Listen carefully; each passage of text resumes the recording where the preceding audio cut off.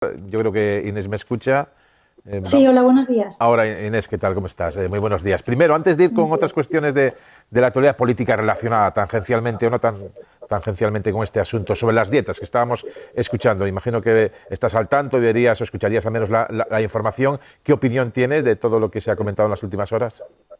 Pues que yo el lunes pasado en rueda de prensa ya dije que los políticos tienen que ser ejemplares y lo que se debería estar haciendo en el Congreso y en el Senado desde hace mucho tiempo es hacer toda la actividad parlamentaria telemática, que los diputados no tengan que poner en riesgo a los trabajadores del Congreso para ir a trabajar, que se cumplieran los protocolos y los confinamientos y las cuarentenas realmente, porque hay muchos políticos muy importantes que no están cumpliendo ni las cuarentenas y que, por supuesto, pues que esas dietas y desplazamientos que los diputados deberíamos contribuir a una causa que es una ola de solidaridad en toda España. Nosotros ya, yo personalmente ya he hecho varias donaciones y lo que también creo es que el gobierno más caro de la historia, que es el que tenemos ahora, también debería dar ejemplo, porque la verdad es que nos ha venido una crisis sin precedentes con el gobierno pues más mastodóntico y caro de la historia. Así que yo creo que todos deben arrimar el hombro. Desde el inicio de esta crisis ustedes han mantenido una posición más moderada o intermedia frente a las críticas más duras y crecientes últimamente de Vox y del PP. Han hecho compatible el apoyo al Ejecutivo en la lucha contra la pandemia con sus quejas y rechazo por lo que entienden falta de consulta y de consenso. En concreto, usted ha pedido una reunión telemática de todos los líderes políticos. Parece que el presidente ya les ha contestado.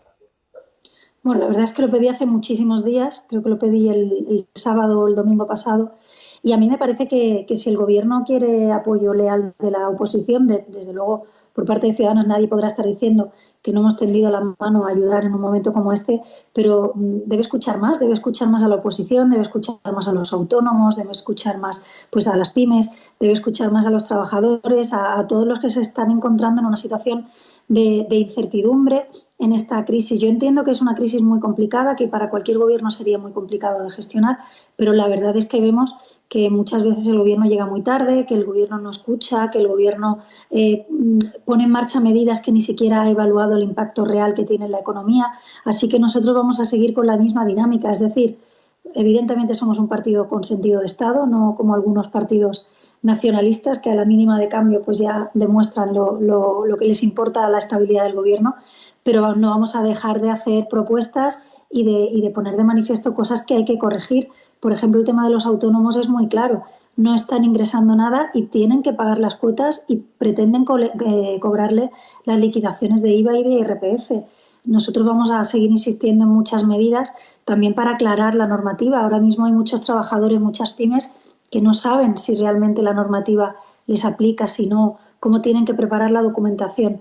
Yo insisto, entiendo que es una situación muy difícil, pero queda mucho camino por recorrer y muchos errores que corregir, y aquí estará Ciudadanos para seguir haciendo propuestas constructivas y para ser la voz de mucha gente que ve pues, que hay muchas cosas que corregir en esta crisis. Hablaba de los autónomos. Yo había entendido, a lo mejor no es así, de que estaban suspendidos por los próximos 6 meses los pagos de impuestos o no es así.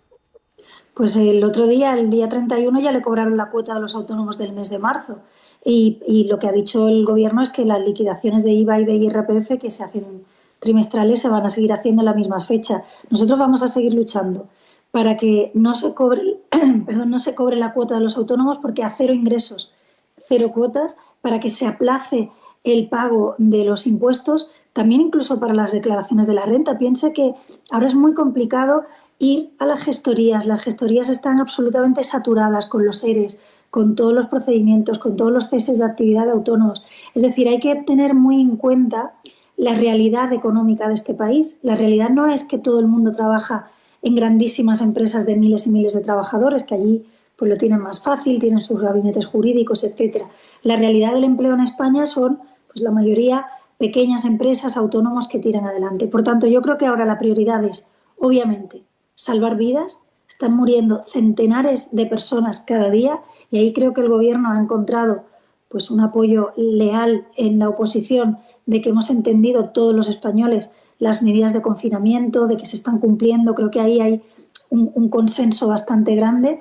Otra cosa es que hay que mejorar los sistemas de protección, la entrega de materiales, etcétera, pero yo creo que la respuesta ciudadana ha sido muy buena. Pero después de centrarnos en salvar vidas, hay que pensar también en salvar empleos. Y ahí Ciudadanos no deja de hacer propuestas ni para mejorar la gestión de la crisis sanitaria ni para mejorar la gestión de la crisis económica, porque, insisto, es una crisis muy dura, es difícil de gestionar, pero se deben corregir cosas que están generando mucha incertidumbre y mucho desamparo en muchos ciudadanos españoles, ¿no? Se habla mucho en las últimas horas de los pactos de la Moncloa. A usted, por generación, no le han tocado, pero sí tiene una visión evidente de lo que supuso para nuestro país en ese año 77-78 ese pacto con Adolfo Suárez. ¿Crees que es necesaria una reedición adecuada a los tiempos actuales de lo que fueron aquellos pactos? Bueno, yo no lo viví, pero sí que mi generación es heredera y creo que tenemos que estar agradecidos de lo que hicieron las generaciones anteriores, ¿no? Ellos, después de una dictadura, después de una guerra civil, se pusieron de acuerdo en un momento de una crisis además muy dura también, una crisis económica tremenda, incluso antes de la firma de la Constitución, ¿no? Por tanto, y del referéndum de la Constitución. Yo creo que hace falta consenso y unidad, pero quien impulsa el consenso y la unidad es el Gobierno.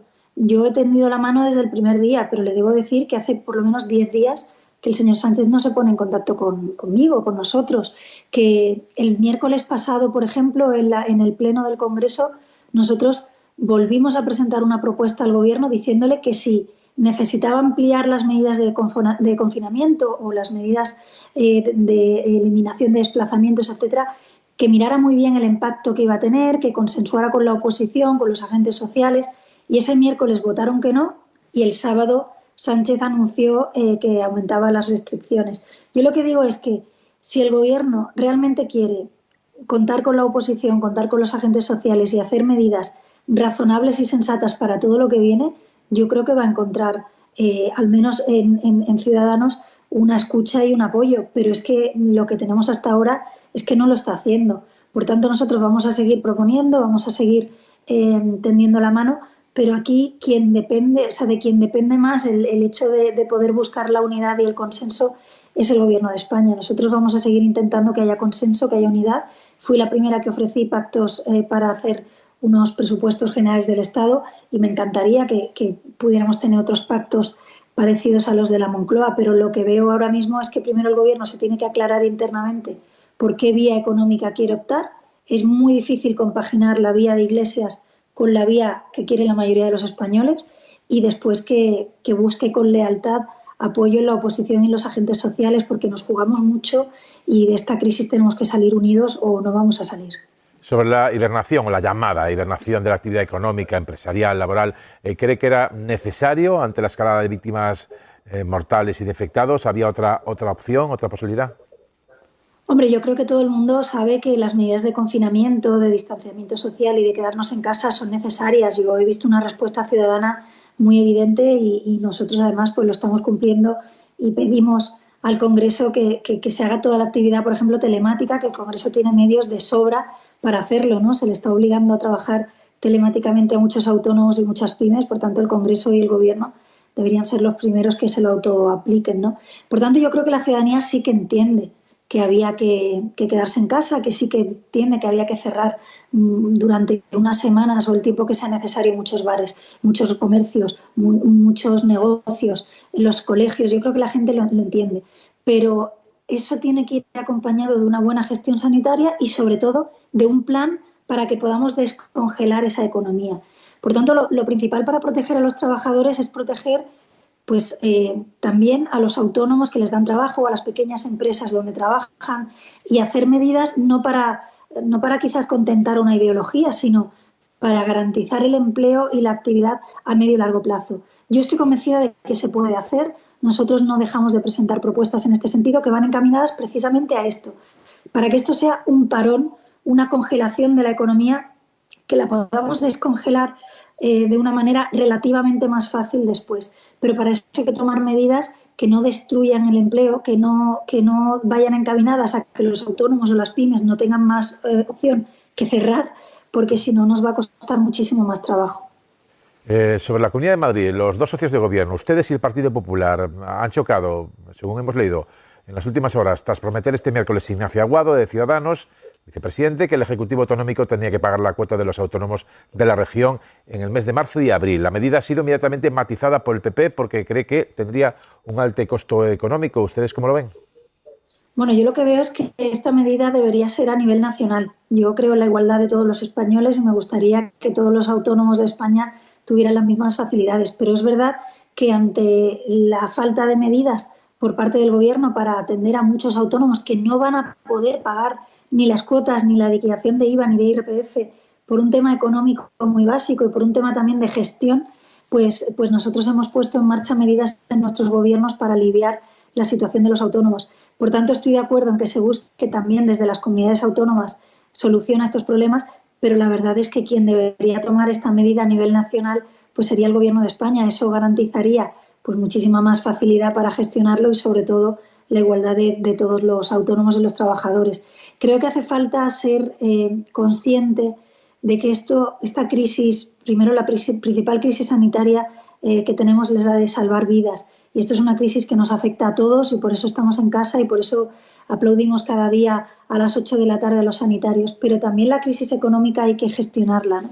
Y por tanto yo espero que el Gobierno pues rectifique y busque más consenso y busque medidas que tengan una mayor evaluación del impacto en la economía real, que la economía real, insisto, no solo son grandísimas empresas en España, son pequeñas empresas, son autónomos, son trabajadores que dependen de un comercio, de una pequeña actividad, y a eso también hay que darles respuesta. Una última cuestión, ya más en el plano privado o personal o individual de cada uno de nosotros, más allá de la política o la geopolítica, ¿nos va a cambiar la mirada de entender y de apreciar más las cosas de la vida, esta crisis? Pues yo espero que sí. Yo espero que hagamos todos un aprendizaje colectivo de esta crisis, de lo frágil que es a veces el modo de vida que tenemos, ¿no? De lo poco que hemos tardado en ver cómo libertades muy básicas pues no las podíamos ejercer, ¿no? Como salir a la calle, como abrazar a nuestros seres queridos. Creo que todos hemos entendido que había que hacerlo y que es el mejor sistema para frenar el virus, pero desde luego tenemos que aprender primero para volver a parar una epidemia si vuelve a pasar, cosa que el sistema se ha visto pues que le ha cogido muy desprevenido y el Gobierno le ha cogido también muy desprevenido, pero también pues para favorecer el teletrabajo, para favorecer la conciliación, para muchísimas cosas que tenemos que aprender y que yo creo que deben ser un impulso a la economía de nuestro país en el medio y largo plazo. Por eso digo que a cortísimo plazo el objetivo es salvar vidas, a corto y medio y largo plazo el objetivo es salvar empleos y a medio y largo plazo yo creo que el objetivo es aprender, prepararnos mejor para la próxima epidemia y también preparar mejor nuestra economía para aguantar mejor un torpedo como este. Inés Arrimadas, presidenta de Ciudadanos, muchísimas gracias como siempre por atendernos y como decimos a todos y a usted con más motivo aún si cabe, muchísima suerte. Muchas gracias a todos, buenos días.